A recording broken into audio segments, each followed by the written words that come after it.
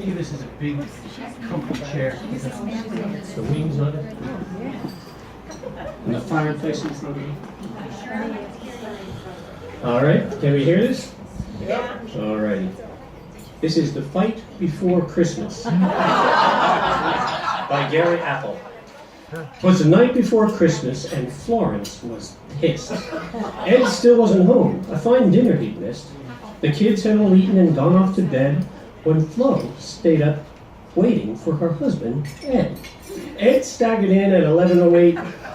The boss called a meeting. I'm sorry I'm late. The trains were not running. My car had a flat, and he went on for 23 minutes like that. Flo said, sit down and I'll warm up your meal. Ed said, you're terrific, and then ate a great deal. He finished the turkey, the ham, and the pie, till finally Ed said, I'm so stuffed I could die. He leaned back and yawned like a sleepy baboon when Florence detected the scent of perfume. She sniffed round the window, the houseplants, the dirt, but Flo soon discovered the source was Ed's shirt. Now, how about some sugar, Ed said with a wink. Then Flo hit him hard with a pan from the sink. Wait, stop! Are you crazy? Ed cried out in pain, but rather than answer, Flo hit him again. Ed sailed across the table onto the floor, then rose to his feet and was struck 3 times more. Let's talk this thing out. Fighting won't help, now will it? Then Florence attacked with a cast iron skillet. But Ed, who was ready, stepped quickly aside. He stuck out his leg. Flo went down and she cried. Don't cry, sweet dear Florence, said sad, concerned Ed. Flo grabbed both his ears and smashed in his head.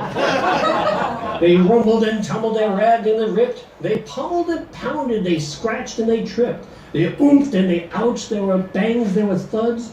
The room was soon covered with both of their bloods.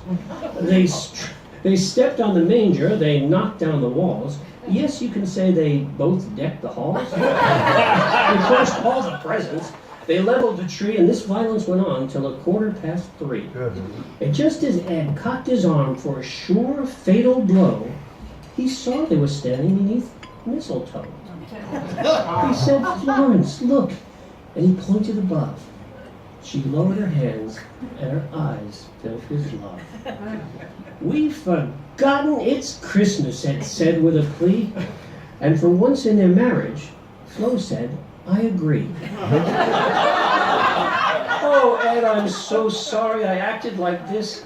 And Ed lifted her chin and gave Florence a kiss. But while they were kissing, Flo reached for the tree and plucked off the star she had hung tenderly. As Ed said, I love you, and gave her a peck, Flo ran the star into Ed's fleshy neck. Flo stood there silent and watched Edward fall. She showed no emotion, nothing at all. But she quietly spoke as Ed's final breath fell. Merry Christmas, dear Ed. May you both rot in hell.